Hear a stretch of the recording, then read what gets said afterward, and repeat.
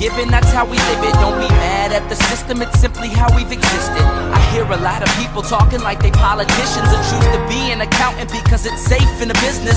Not because they want to do it, just because they heard it pays. And who the fuck wants to be poor knowing that's how we've been raised? Society is getting heavy, I can feel the weight. The pressure of success is like 100 million pounds of shit.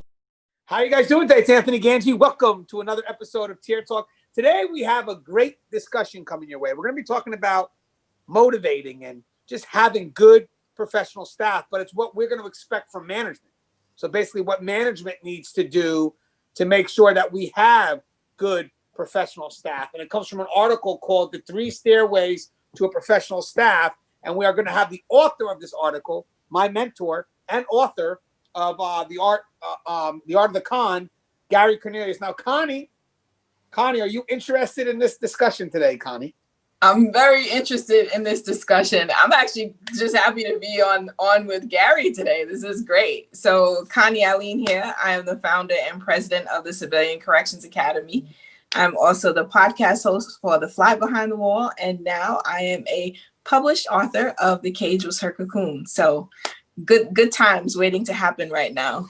Yeah, and I'm sure Gary will get an invite to Connie's podcast before I do. And guys, if you get a chance, don't forget I have a book on the market, Inmate Manipulation Decoded. It's doing very well. I've been getting some very good reviews. If I could just read a few, just bear with me. I just want to let you guys know what some people in the profession take from the book. I just want to read one. This comes from Daryl. The Complex Game of Manipulation. He goes, this is a must read for anyone considering a career in corrections or those senior staff members as a reminder to not get or be complacent. Anthony breaks down the steps that inmates will take to shop for staff and use their ability to manipulate those staff that are unaware or unprepared. If you believe that you cannot be manipulated, you're mistaken. We're all manipulated by others in some way, whether it's a TV commercial, your spouse or child, or a new article. That information is used to sway your perception, not necessarily by your choice. The difference in prison is it's used to elicit control for their gain. Anthony goes to great lengths in the breakdown to identify the steps inmates are willing to take in this lengthy process. He also identifies the simple steps that you can take to avoid being manipulated. The cover photo is an excellent depiction of the game being played because inmates have the chess piece, calculating every move. Staff only have checkers, signifying the handicap that exists in the complex game of manipulation. I thought that was a great review. I wanted to share it. Gary, let me just tell you something. Gary is a prolific writer. I mean, everything about corrections. Gary has touched on every topic. He is my mentor. We all have our mentors. He is someone that I look up to. I admire his just amount of work that, still, again, he's out of the field, guys, but he's not out of the field. He's still putting in work day by day. He's got a stress book coming out again, another volume. So he's always updating his books. And the article that we're going to be discussing today comes from my mentor, Gary Cornelius. Gary, can you introduce yourself to my audience, please? Well, thank you, Anthony, and congratulations to you on the book, and Connie, you as well on your book. And writing's a lot of fun, as you know. It's a lot of work, but it's fun. It's very, very rewarding. And thank you, Anthony, for that nice introduction. My name's Gary F. Cornelius. I worked for 27 years at the Fairfax County Adult Detention Center in Fairfax, Virginia, starting out as a deputy sheriff on the floors and retired as a first lieutenant, classification director. I feel a kinship with the people, the men and women, both civilian and non-civilian and sworn, that go into our nation's jails and do the job. I also have taught corrections as an adjunct at George Mason University, and I am a trainer in Virginia teaching for about 7 academies. Criminal Justice Academies, doing in-service, doing basic.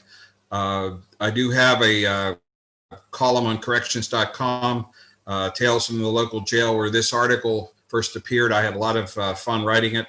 I also have a column talks about training on Lexapol. And I've done work for Lexapol, Guardian, and anybody that, if you want to pick my brain or give me a holler, give me a shout for some advice, I'd be happy to help. Happy to help. So thank you very much. And congratulations to both of you. I wish you all the best and a lot of success. Thanks, guys. Just following in your footsteps, sir. Now, I put the link to your article in the description. And later on at the end of the show, if you're interested in contacting Gary, I'm sure he'll give you out his email. He's done it in the past. And obviously, he definitely gets back to everyone who emails him. Now, guys, we're going to go to our sponsor.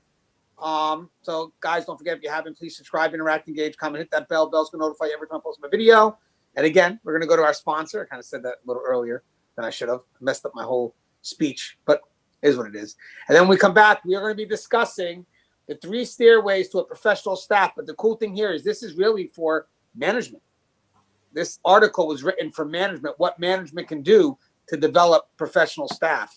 So looking forward to this dialogue. Stand by. I wanted to attend a university that had an intelligence program. I wanted to look at problems different. I wanted to increase my critical thinking abilities. AMU offered those avenues to expand. Obtaining your degree as an adult, you're actually paying yourself and investing in yourself. You can't put a dollar on it, it's priceless. It's something that can never be taken away from you. American Military University. Learn from the leader.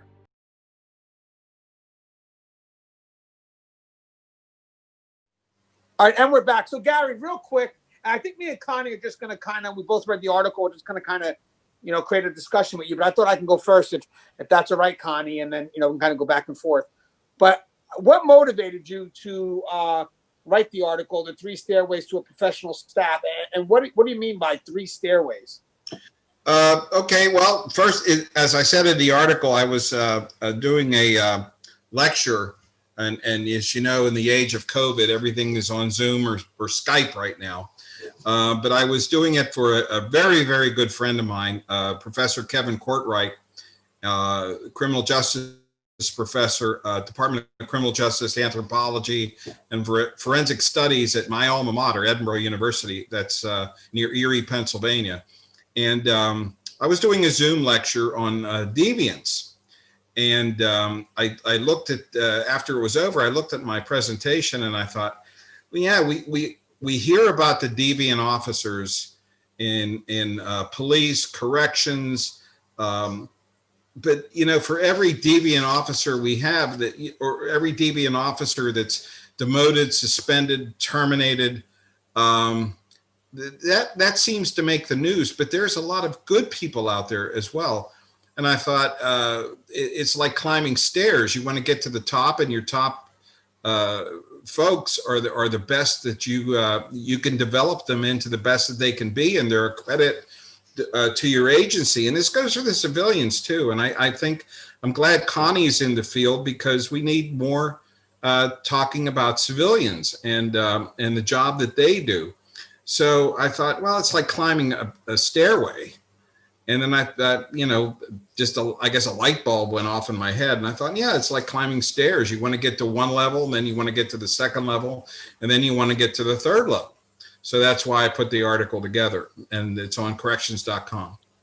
Yeah, and Connie, I think you would agree to this, Connie. I don't think there are some supervisors, I'll say, definitely supervisors, that really expect a lot from their employees, but they don't realize that they have a lot to also give in order to, sorry, I had a candy bar. In order to help their employees reach their potential, it's a partnership between management and the front line. And the way Gary wrote the article, it really does put a perspective back on management, saying that, you're responsible for the growth and the development of the people you supervise. And I think we need to hear that today. Would you agree with that, Connie?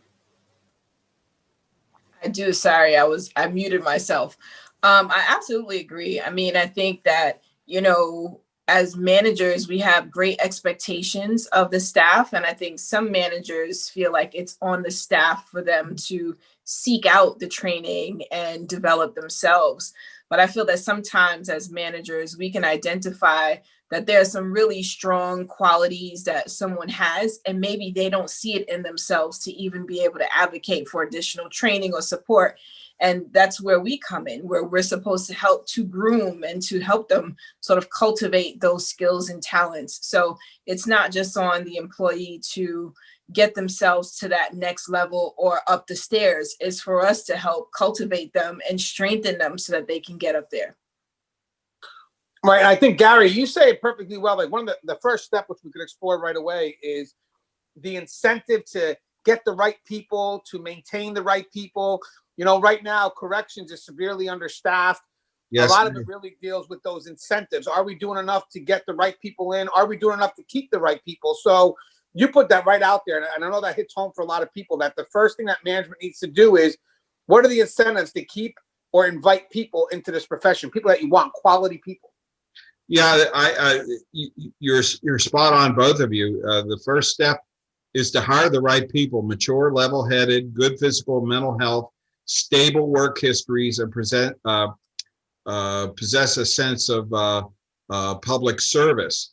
And I think I said it in the article. I think it is in there that I do classes all over Virginia and and other places, and I've talked to supervisors about the quality of their staff, and they'll tell me, I'd rather work short with good people than be fully staffed with some bad people.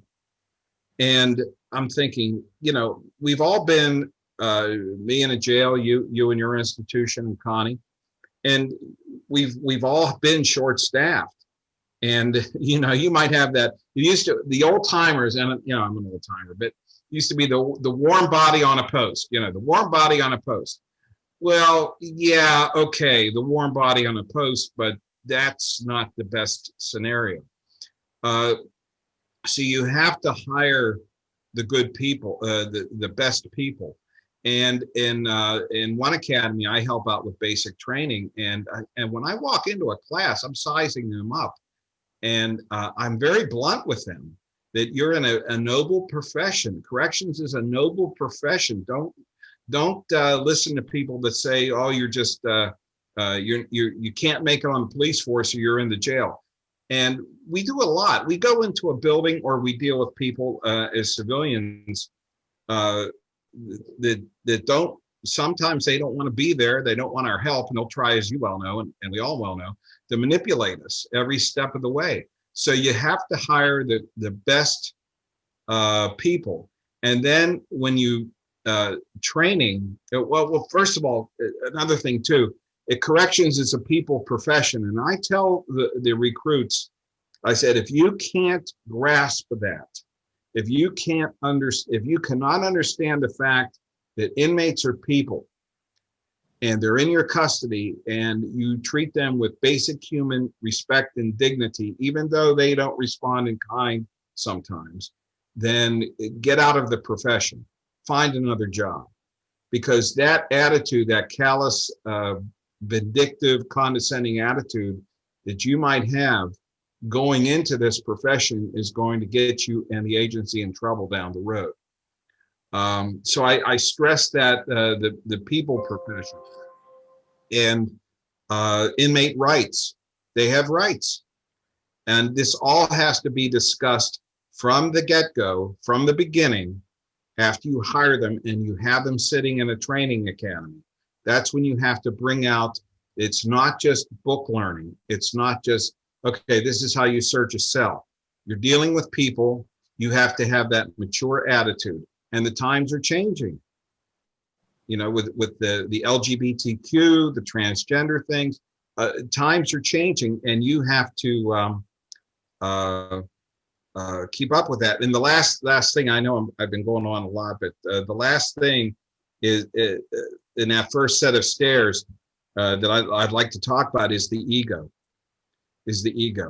And if you have people that are getting into this profession and their ego, and they're very conceited, self-centered, egotistic, trainers, supervisors, academy instructors, civilian instructors better get a handle on that quickly.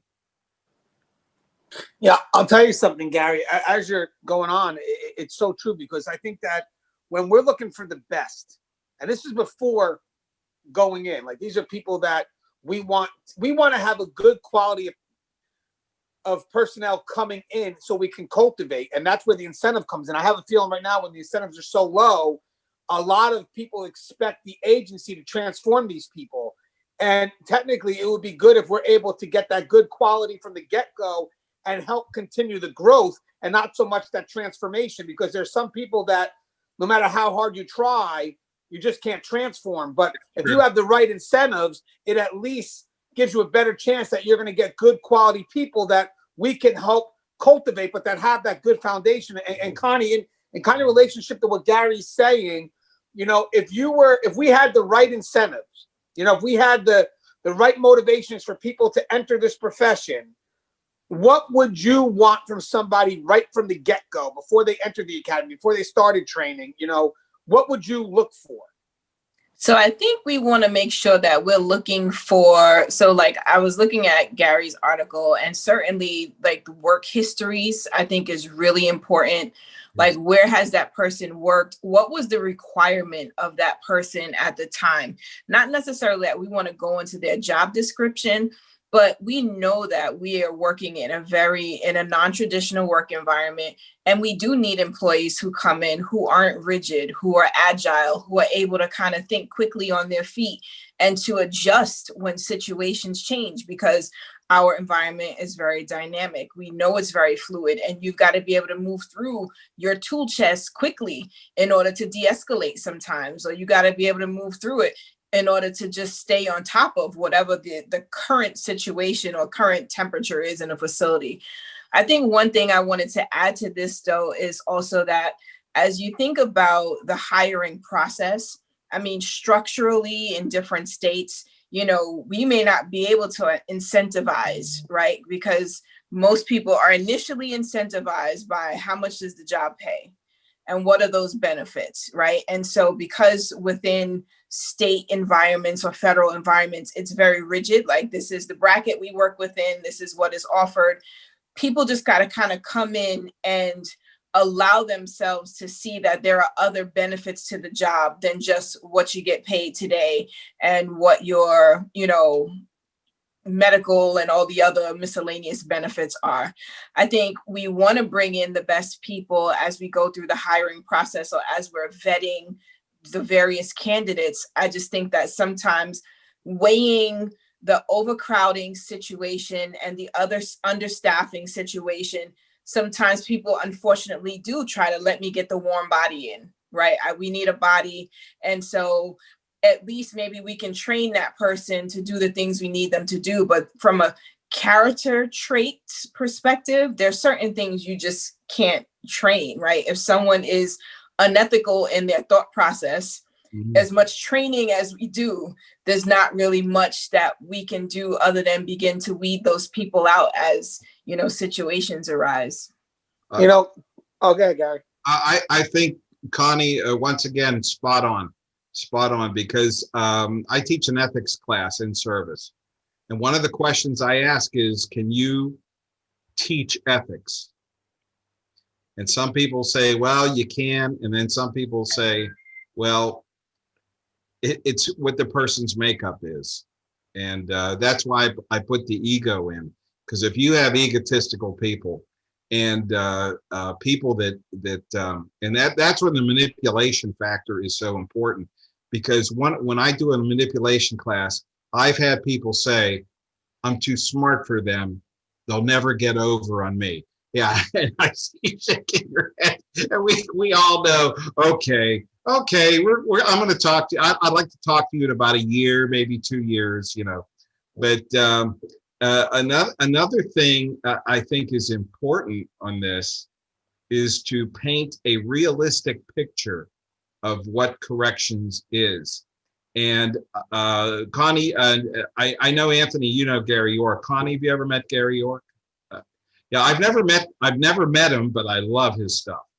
And one of the things I have, and it's kind of a dog-eared copy right now, if you can see, it's all, you know, noted and highlighted, but I take this into basic classes and in my in-service kit too. And I read the first part of it because it is so well written And if Gary's listening, thank you, Gary, for this. And I said, you have to be realistic of the field you are getting into, but you don't let it get you down. But I think that's important to put it right out there at the beginning. The corrections is a noble profession. It is part of the criminal justice system. We do many, many of the same things that police officers do, but we do them in a building or in a facility. Or and let's not forget the POs. Let's not forget the juvenile folks too, as well. But I like painting a realistic picture of what the field is. And as we all get older, and we were just talking about that before the show. But I retired, and it was a great career for me, and I still want to keep at it. And I think that's the point we're all going to get to, is when you're retired, what can you offer the field? What experience can you go back in and show them? And I think that's important at the beginning when you're hiring these people and you're getting them in the academy. Now, you're going to transform all of them into 100% ethical people? No, let's be realistic here. But it's like you got clay and you're molding it. And I think you have to do that when you mold these folks. Right. And I think what's pretty cool here, and Connie touched on it, and Gary did as well, is we have departments now that are hiring out of desperation. So it really is more of a number than it is quality. And the sad thing is that when they get rid of all the surface stuff, like, person, did any crime, stuff like that, obviously, hopefully they are filtering. There should be more deeper questions. The question that Connie kind of touched on is the why you're doing it. Why have you decided to enter this profession or planning on entering this profession? Because the why to me is important, because again, it's the why where you find the integrity. Am I finding that person's only doing it for the money?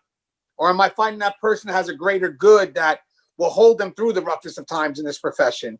But I think that if we're not asking the right questions and we're just in a rush to get the people in and we're just looking at the surface, then we're going to get people that are going to trickle through. We really got to go in depth with those questions, because at the end, and again, it really is up to management. You have good, loyal workers who have remained in the system. Who are we putting next to them? I would like to think that if I stay loyal to the system, you're going to stay loyal to me and get me the right person, so I know that this person has my back, or at least I know you made the effort to get the right person. But right now, when you hire out of desperation, the people on the front line begin to lose trust at higher level management, because at the end, the person you're putting next to me is a person that's really just a quota. I need 10 people. I'm just going to hire 10 and, be done with it. Yeah, but you don't even know nothing about this person. And later on, 6 months later, you find out that this person is a gang member, or this person it's like, wow, you guys haven't even invested time into seeing that, which shouldn't be that hard nowadays to find with the use of social media. But any quick closing thoughts before we move to the second steer? Any quick closing thoughts on that retaining and maintaining that incentive for staff? Gary, I know that you have a thought. Connie, do you want to go ahead, and then I have a thought? Yeah, I guess my thought really is that even in the haste of quantity over quality, I think we just have to be mindful that, when these people get into the system, our reality is that it takes us much more money to recruit and start that recruitment process all over again than it does to simply not bring that person that's not well qualified on. And so, as speaking to managers, like, yes, we want to get people in, but really and truly, we do a disservice by bringing people in who simply aren't fit for the job. And well put. And one of the things that Anthony touched on was, I think you mentioned like management. When I'm at an academy, and I run in, if I'm doing in-service, I'll still run into the newbie class, and so forth. But I like it when a captain, a major, or a lieutenant who's, depending on the rank structure of the agency, who's, one of the brass, let's say, comes in and talks to the recruits and takes an interest to them. The time for management to come in and see what they're getting and like I said, to help mold that person is while they're in the academy, after they've been hired. Have them come in and give pep talks or see what they're doing, or are there any concerns or any questions, get to know them. I think that would be very, very useful on that first set of stairs. Yeah, because again, a lot of us are relying, again, at that part with the academy, we are relying on, that's the second level of that. Okay, for those that make the initial filter, now we have another filter, and then another filter through on-the-job training. So, but it'd be good if we start with the highest quality, and the academies and the on-the-job, they're not being pressured to pass somebody because of the number. Like, hey, guys, we can't fail these people. So do what you can. And if that means you're going to simplify the academy to get these people through, then we're going to get these people through. So not only are you not getting the right qualified people, but you could be getting an academy that really doesn't test people because there's just not enough to fill in if they can't make it. So, I mean, again, that hiring for desperation could affect the facility in so many ways, but more importantly, the person that's working next to that individual who's going to be the most affected. Now we get to the second stairway, and I think we did very well with that, the importance of management motivating the right people for the job. But now we get the second stairway, which is really, that kind of pushes more on training on the job. Correct, Gary? Yep. Yeah, that's the second set of stairs. And in the article, I discussed it, supervisors, and this is, all the way up the chain here, your top brass. They must choose their best people to be the field training officers. And it should be based on, an exemplary work record, the ability to communicate clearly with the trainees, patience, maturity, clear working knowledge of the policies and procedures. One of the worst things, I think, is to give someone a field training officer assignment based on just, hey, he or she have been on the job a long time and they've done a good job and they're never late for roll call, and let's reward them and give them a training job. Well, that might not be the best person to do that. So, because when you're coming out in a training officers from the training academy, okay, you're out of the academy, you're full of everything the academy taught you. But then what if you're with a person who is the opposite of what we just talked about you should be on the first stairway? What if you get a person that's immature? What if you get a person that's lazy? What if you get a person that says, oh, forget the academy stuff, here's how it really works? Now you're just taking a step backward now. And this is where your ethics should be discussed, and the proper use of the probationary year. The probationary year is a great tool. I don't want to see anybody fired. Nobody wants to see anybody fired or terminated. But this is how you find out if the person is the right person for the job. So having the right people to be field training officers, and this is true of civilians too. You take a civilian, as Connie well knows, and you put him in a correctional facility, it's a whole new environment. This is really different than on the street. And do you have your best people training them? Very, very important. Yeah, Connie, I see you in agreement. I want to mention something that Gary touched on real quick that I think was very powerful. And I know Connie definitely is going to have some thoughts on here too. So if I just may real quick, me and Connie have discussed this in the past, Gary, and thank you for bringing it up. There has to be a partnership between those that want to learn and those that want to teach. It's a beautiful dance, right? You get someone who's eager to learn, you put them with someone who's ready to teach, and that's how growth on both sides, guys. Believe it or not, the mentor or the trainer gets as much value from training as the trainee gets it, because sometimes you learn as you go along, because a good curious person to train will step up the game for someone who is a trainer, because they're going to ask questions like, damn, another why. And, but you should be motivated to find out those whys. There's let's keep the whys going, because at the end of the day, when you really want to motivate good practices that are evergreen, it really is understanding the why behind those practices. Not so much just do it, but This is why it has to be done. So people that have training have to have a good experience of where the academy stuff can apply to the experience. And then again, just having that experience really generate the why. Like in the academy, these are the specifics, the A, the B, the C, the D. Then when you go to on-job training, this is the why, guys.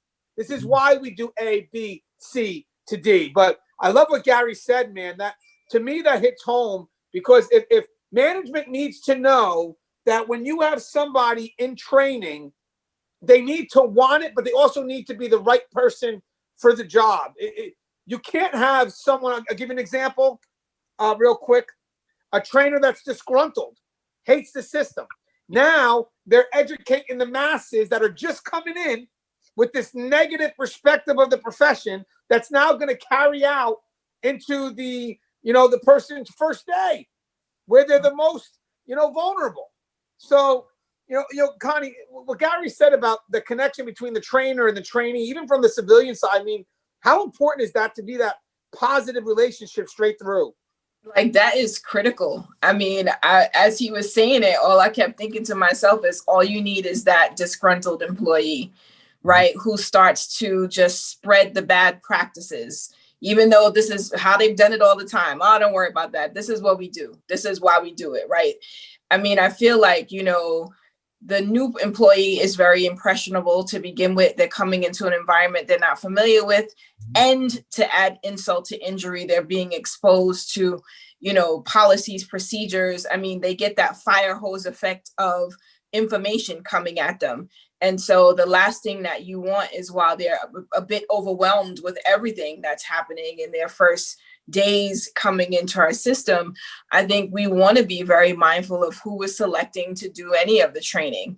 And I agree 100% with Gary. It doesn't matter that you was there for 85 years, right? Being there a long time doesn't mean that you are the best person to provide training, because it's also about being able to establish a relationship and a rapport with those that you're training, right? It can't be you've been here so long that you're disconnected from what it was like for it to be your first day, or for what it was like to be able to fill in those blanks. I think that the new person that's asking all those questions, like, that's the one that's keeping you on your toes, because you want to remember all the whys, right? You want to be able to give that person solid information. And really, it means that that person is critically thinking about that job. It's not like, oh, I'm just here, I'm going to take a couple notes and then, I'll go about my way. Like, the person is really trying to understand how to do this job and to do it right. And the fact that they're asking questions means that somewhere along the line, there was some gap that needed to be filled in, and they're coming to you saying, hey, I still need to know something, right? So I think the relationship building, being able to engage with people in a positive way is important. And I think it's also important in just that patience. One of you mentioned patience. You have to have the patience to kind of go through and talk through some of these policies, the procedures, the administrative directives. Sometimes we got to even explain why, like, what was the event that led to the change in policy, so that people can get a better understanding of the policy changes, or a better understanding of why do we do these things on a particular post, but we don't do them on another post? Why is it that we might count syringes every 3 hours here? We count syringes every count time. Why do we do that? Because we've had an event where in between one shift, there was a situation, right? So like, I think for us, it's really just knowing that relationship between whoever's training and the folks coming in is really important. So it matters that we pick the right person to provide training. And I want to touch on something too, and I think Gary also does. I see Gary in agreement. I want to also, when you're a facility, agency management, you also have to build a trusting environment that allows these trainees to make mistakes without, like, I remember Gary said something about, we don't want anybody fired. I agree. But when you have an environment that people can trust, they don't hide their mistakes anymore. They look to learn from the mistakes. So another thing is, as a trainer, but more importantly, as the management side, do we know that the people we're training are going to make mistakes, and how do we treat that mistakes? Are we quick to write them up because we want to cover our own ass, or are we looking to cultivate growth and let them know, okay, you're human, you're bound to make mistakes, but let's give you the why, the understanding, so we don't make those mistakes again. But Gary, that trust factor I know is very important, correct? Yes, and I did a column not too long ago on the first day on the job. I think it's on Lexapol, I believe. It was a short while back, but I talked to a field training officer, and you have to have that trust. I know that Hollywood doesn't do us a good service in corrections, but some of the movies, the new guy shows up and he's doing all the work. The guy that's training him says, yeah, I can sit back and kick back now because you're going to do all the work today. No, that's not how it should be. A veteran should do the work right alongside that trainee, and like you both are saying, the why. Ask questions. And now and we've heard this throughout our careers. We've heard, well, there's no such thing as a stupid question. That's true. Because, we have years on in corrections, working in a jail, working with inmates.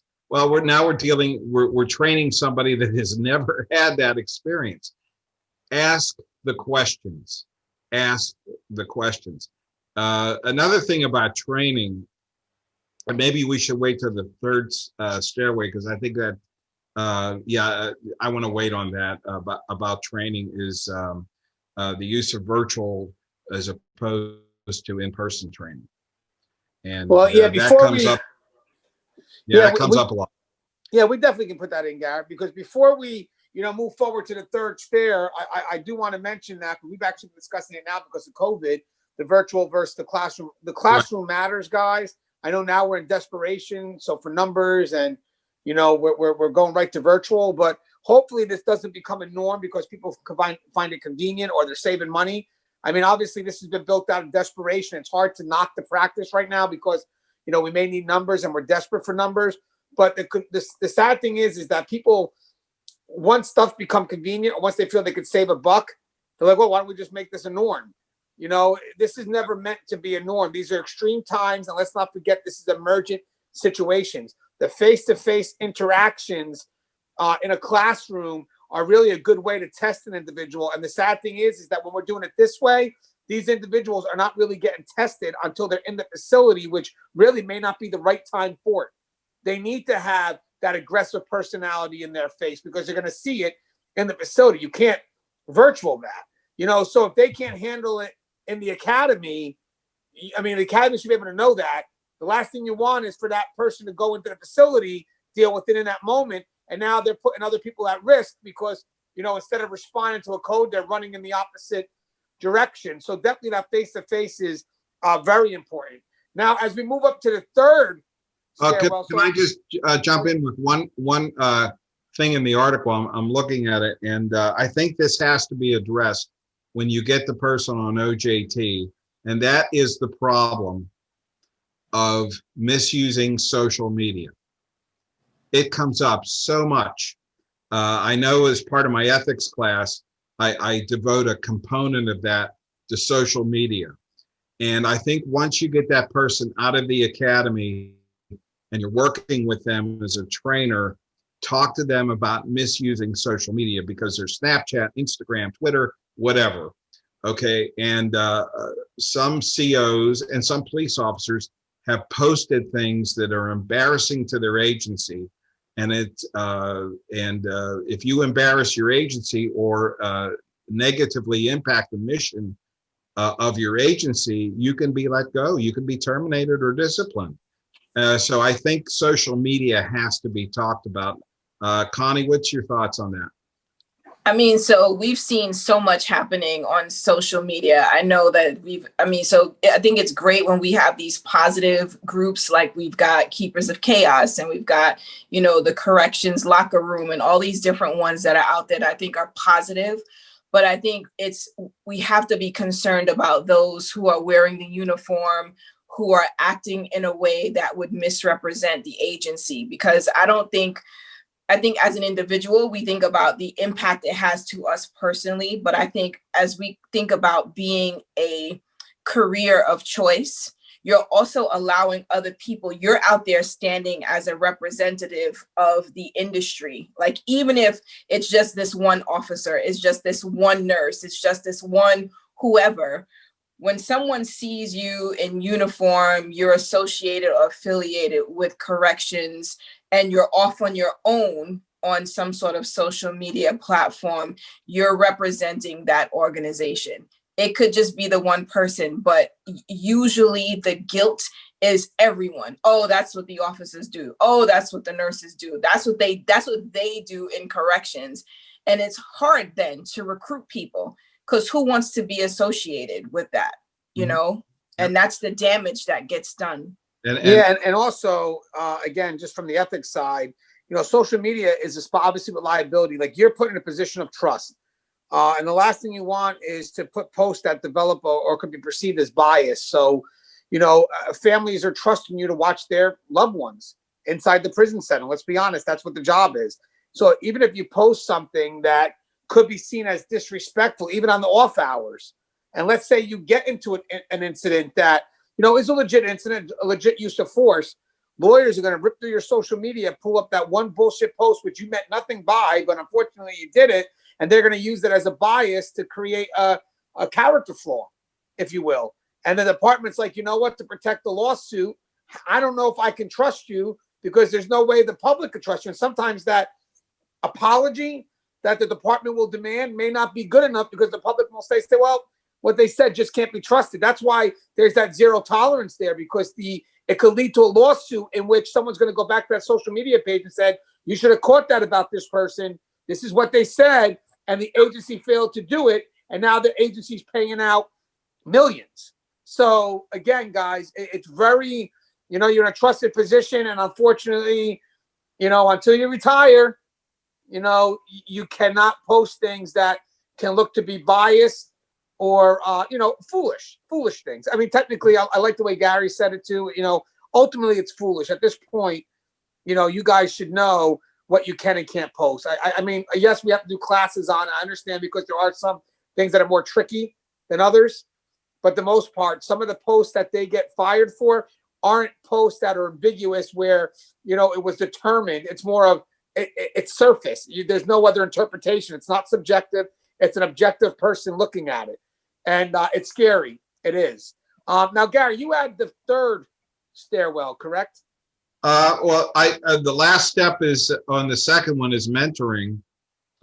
You know, you have FTOs, you have training officers, but I think I said that good mentors are the dream of every correctional supervisor, because they are the ones that help keep the place on an even keel, running smoothly, and so forth. And you know, I'm a movie guy. You know, I love Hollywood. All right, that it's like those war movies where the new replacement comes into the squad, and you know, the first day, and they always give him an old hand, a veteran, usually an older guy, and they call him Pops and all that. And he's the guy that takes them aside and, you know, works with them and so forth. So you can't, and also mentoring can be on the third stairway too.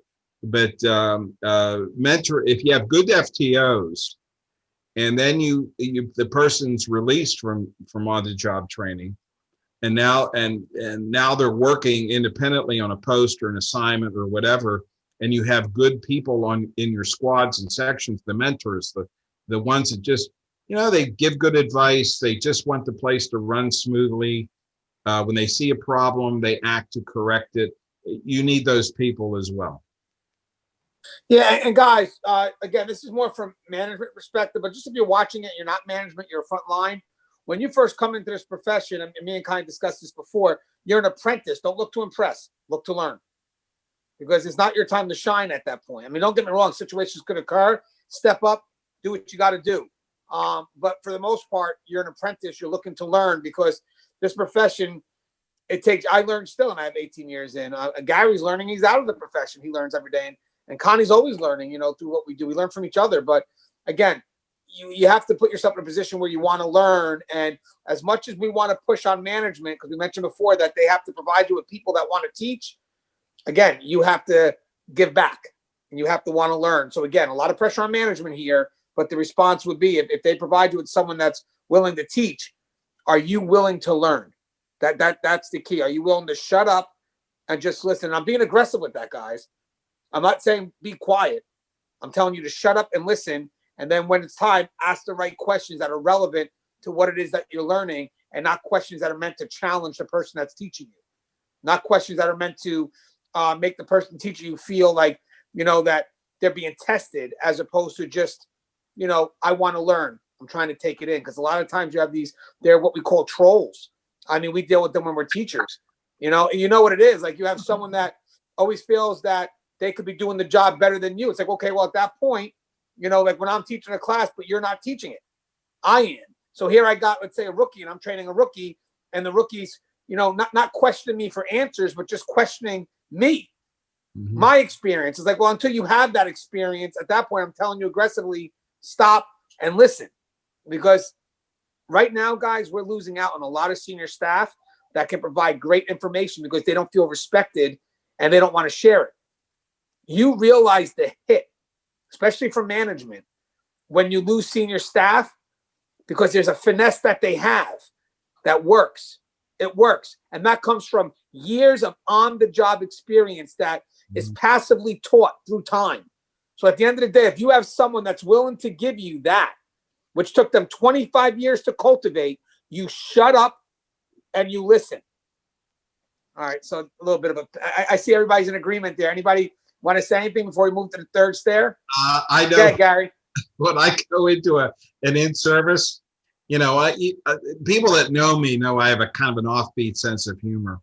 And I said, okay, how many people are here on their days off? And always a couple hands go up, right? And I say, I got to do a good job. And I said, the whole thing about in-service is, I mean, when you're in the academy, basic school, newbie school, you have to pass it to have a job. But I said, when you go into the in-service training, I learn something every class I teach. I do. And I make some good contacts. I follow up with people.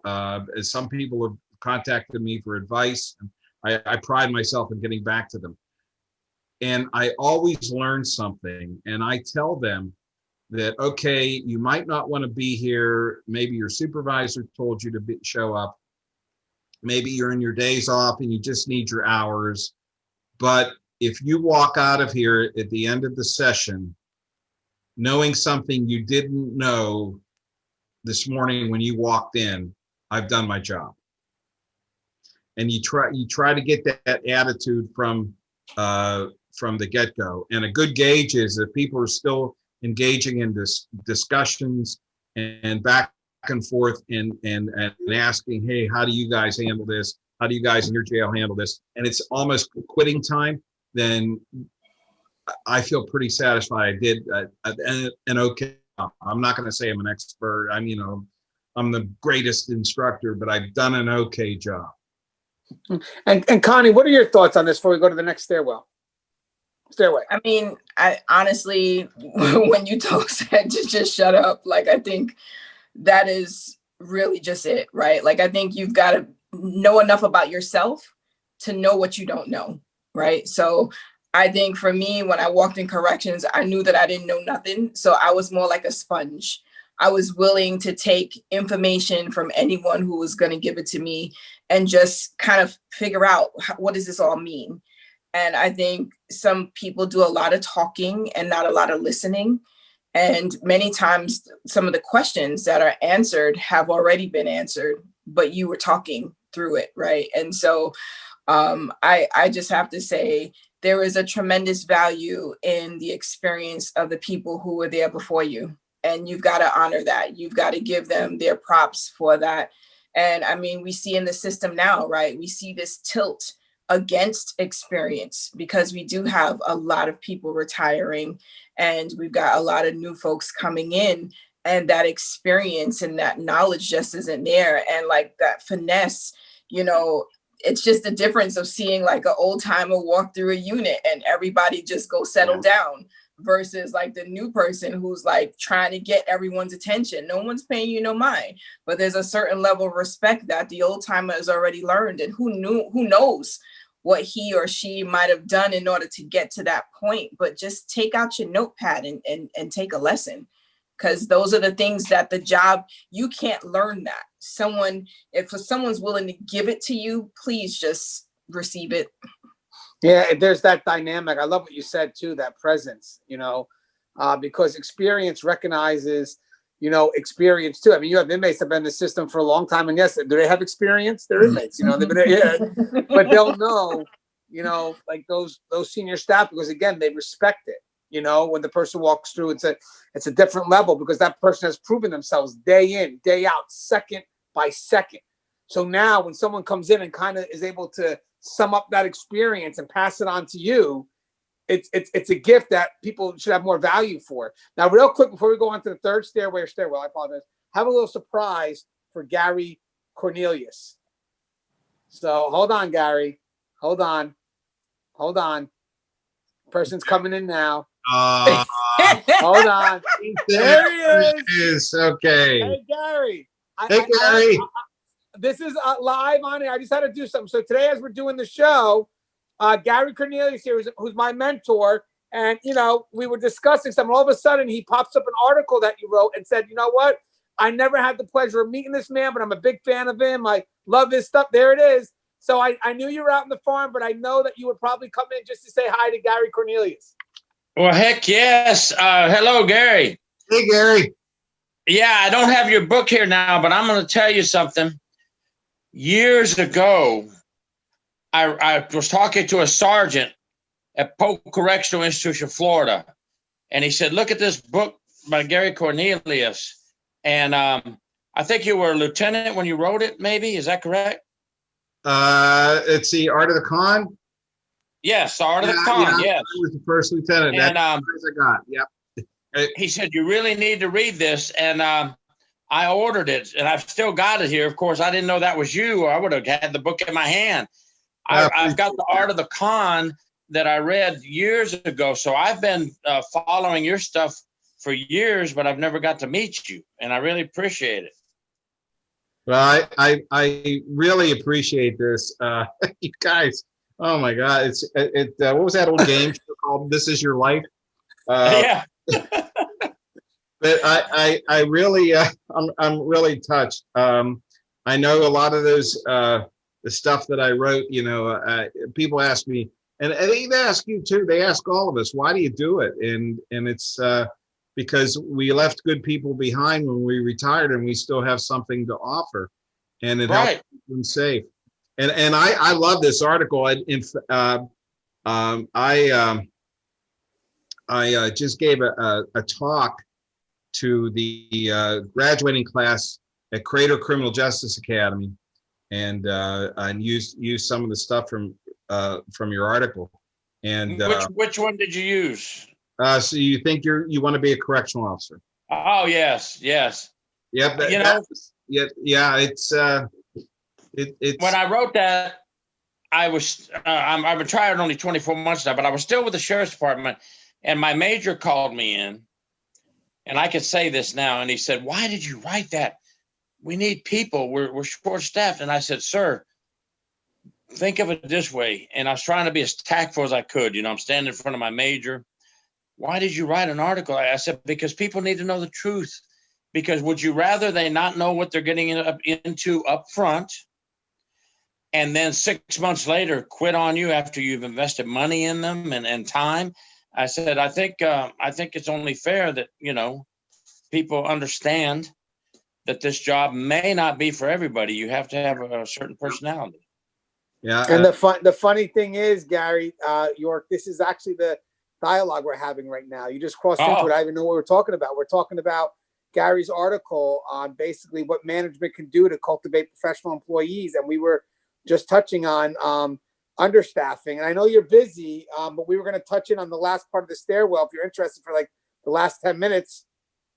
No, you guys go ahead, and I can jump in here and there. I just got back, believe it or not. I worked outside today, but I just got back from a sheriff's promotion ceremony one of our friends, she got promoted to captain today. So we just got back from a sheriff's promotional ceremony.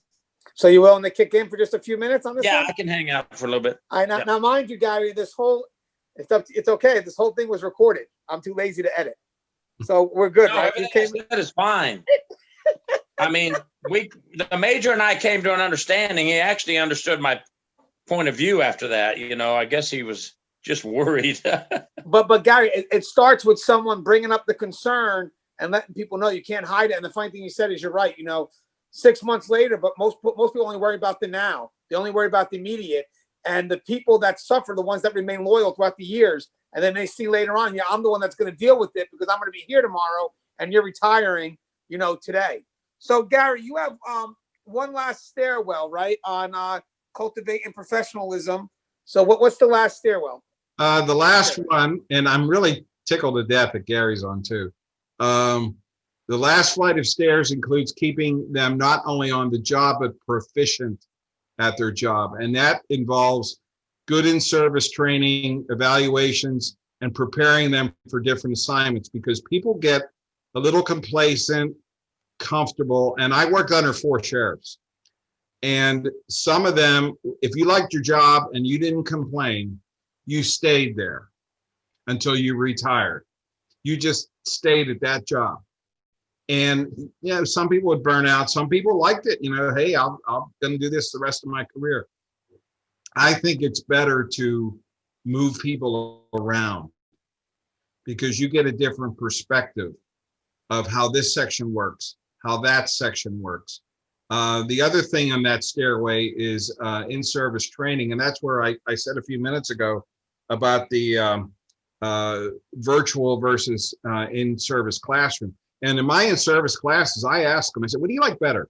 Be honest. What do you like better? Don't hurt my feelings. Do you like virtual, on computer or online, or do you like classroom? And most people say they want the classroom because they can talk to people, they can interact, they can get some good discussions going, they can get handouts, you can, you know, it's more dynamic.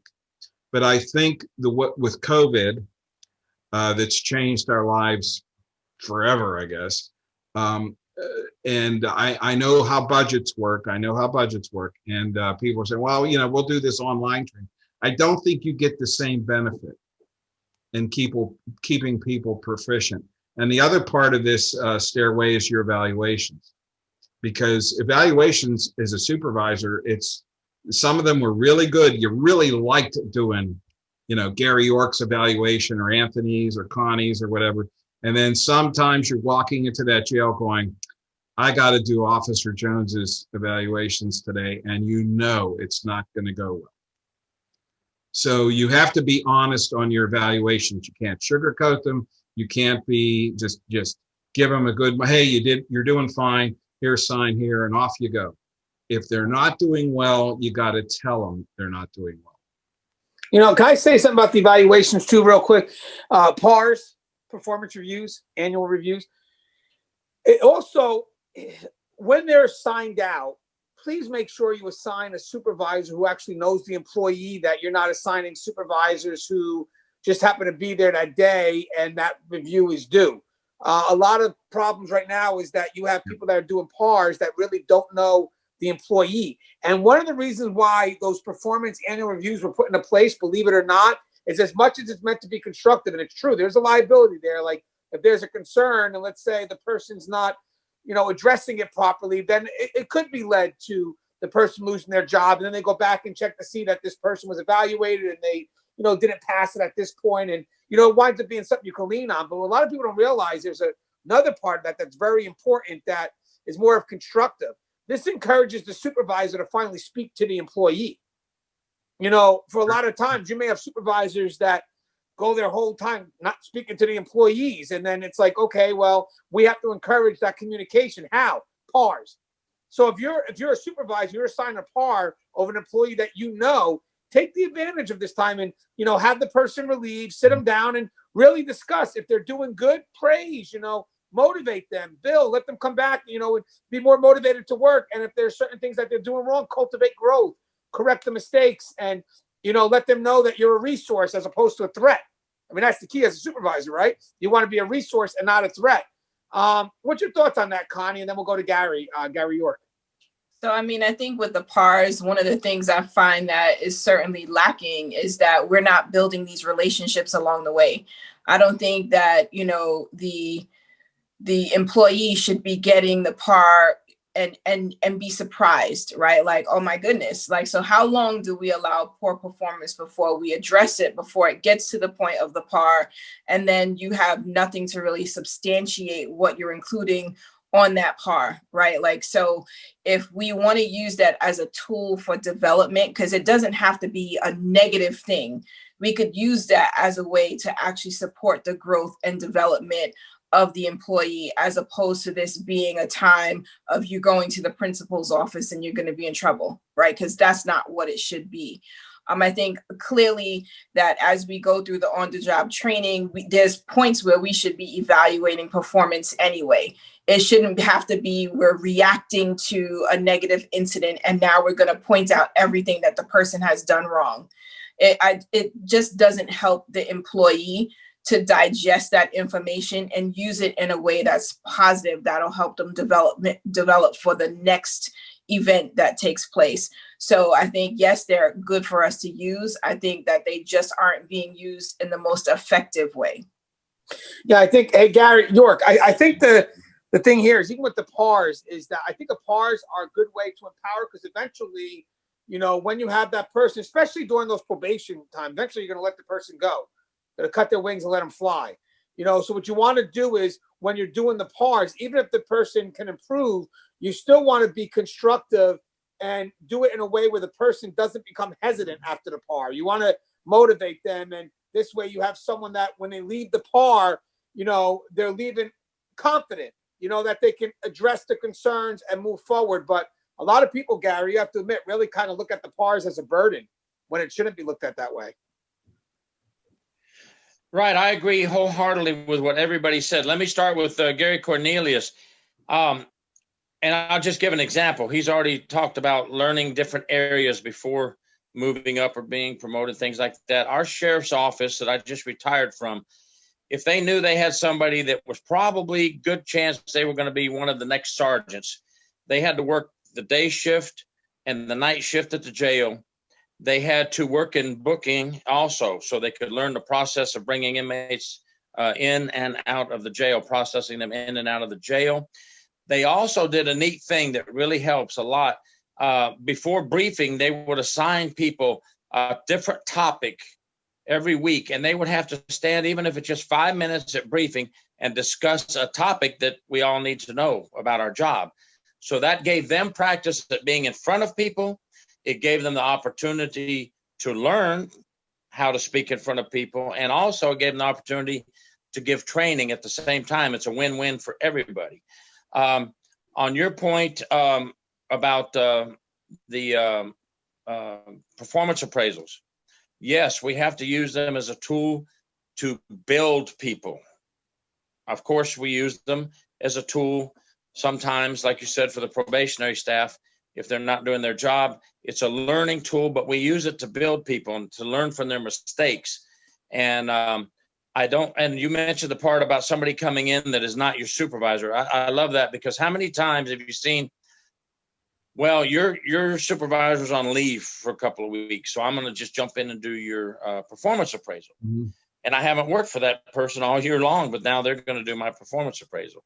You know, that's not right. It needs to be, just as you said, the person leading you. And then everything Connie mentioned is just right on point in my opinion.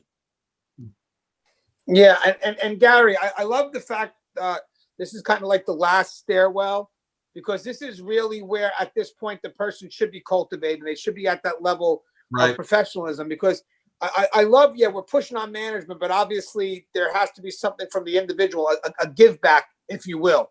But in the end, the way you move through the stairwell stairway is perfect, because it literally talks from the very beginning, from bringing the person in to the point where you're letting them go, and then trusting them to be the professional, again, without someone right next to them, telling them which way to go. So, hey, Gary, you have anything you want to say in closing, Cornelius? Yeah, on the third stairwell, I mentioned supervisory training, and I do an in-service class on jail supervisory training, a two-day seminar. And if anybody's interested, get a hold of me. But one of the things I go over is how to do good evaluations, and what happens when you don't perform, when you don't conduct good evaluations, and it's stressful. I mean, it is stressful, and nobody likes to argue, and nobody likes to go back and forth with the subordinate, but it needs to be done. And supervisors, not all agencies have good supervisory training. I'm not saying my class is the best. I'm not saying that. But the supervisors, when you get those stripes and you get those bars, you need to be trained as well. And one of the things that you have to train yourself or be trained on is how to do good evaluations, gather data throughout the year, not just sit down and say, oh, okay, I'm doing Gary York's evaluation. Yeah, he's a good guy. He did this, this, and this. Have some documentation, have some notes, gather that data throughout the rating period, and then you'll do a better evaluation. And this has to be, supervisors have to be trained. So, yeah. Now, Gary, if anybody wanted to reach out to you, we talked about that. What's the best way for them to reach out to you? My email is, well, I'm on LinkedIn. Okay, I'm on LinkedIn. And I'm going to post the Stairway article on LinkedIn, probably with a link to the YouTube video we're doing now. My email is ADJ, that's A as in Adam, D as in David, J as in John, ADJ, instructor, the word instructor, at hotmail.com. And you can get a hold of me through that. And by the way, guys, if you reach out to Gary, he has multiple books on the market. You pretty much have a topic, and I'm sure Gary has a book on it. The book that I'm most familiar with is Art of the Con. It motivated me to, create my Inmate Manipulation Decoded. It's just a great foundation of knowledge and just something that is evergreen. Because again, I read these books back in early 2000s. 2005, I believe, Art of the Con may have came out somewhere around there. The first one came out in 01. It's okay, in 01. And the second one was what? The second one was what? 05 or 09? 09? And I'm exploring to do a third edition.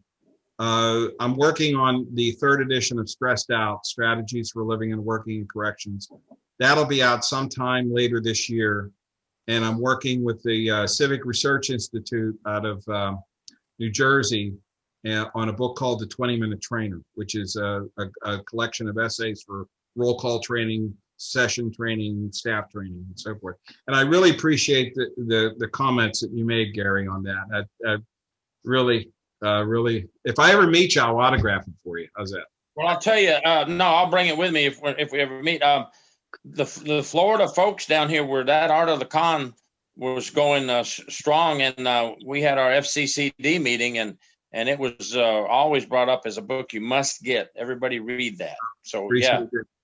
And Connie, I hope to meet you someday too, and some conference somewhere, or some Gangi Productions will all get together, I guess. Well, hopefully when COVID comes to an end, we'll go back and plan that conference that we had going out west. Actually, unfortunately, COVID put a stop to it, but trust and believe she's going to want to do it again. We're able, and all of us were going to go and attend that. Hey, Gary, I know you came in the beginning of towards the end of this, but we were talking about management perspective and cultivating, what their responsibility is when it comes to cultivating professional correctional staff. So if you were talking to management right now, what advice would you give them in an effort to cultivate professional staff? Well, I would say that it is our duty to make leaders, to build leaders, and to make everyone successful. If you're a leader, if I'm a sergeant or a lieutenant and I'm on the floor with my front line, I want all my front line to be winners and to do very well at their job. And I would love to see my people get promoted. So if you're just there to be a boss and not a leader, I think that's wrong. You must be a leader, and you must build leaders. And even if your subordinates pass you along the way, congratulate them and be proud because you did a good job cultivating them and turning them into the leader that you're proud to see them be. That's well said. I mean, at the end of the day, we would like to empower and, and motivate people to be bosses and leaders. Hey, Connie, you have anything you'd like to say in closing? Just like to say it's been so great having both Garys on. I mean, just knowing that we have access to this amount of knowledge, these years of experience. What is it, like 60 years between the two of you guys? Like, this is just amazing. So like, I was just here, just happy that I'm in the presence of you guys who've been really working to change this profession in a positive way. So, I mean, for whoever's watching, for me, I feel like I'm just happy to be here with you guys and be able to learn from you guys. I mean, early on, but I was just starting the academy, Civilian Corrections Academy, when I connected with Gary, and he was like, if you need anything, just reach out. But I also think there's a good person for you to connect to, which was you. And you just never know, in this small network of ours, just who's doing what and how we're all working together to change the face of corrections and make sure that people do see it as an honorable profession. We're all putting in the work.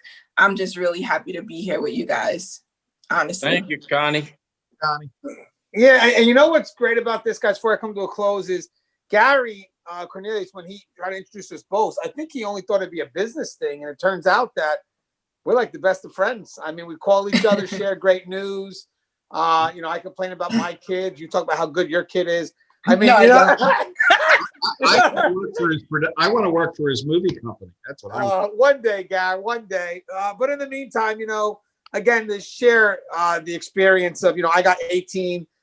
Connie had 18, 230, 60 there. So that's 96 years, and for people that aren't willing to sit down for an hour and change and listen to this, especially if you're looking to, be good in this profession, then it's your loss.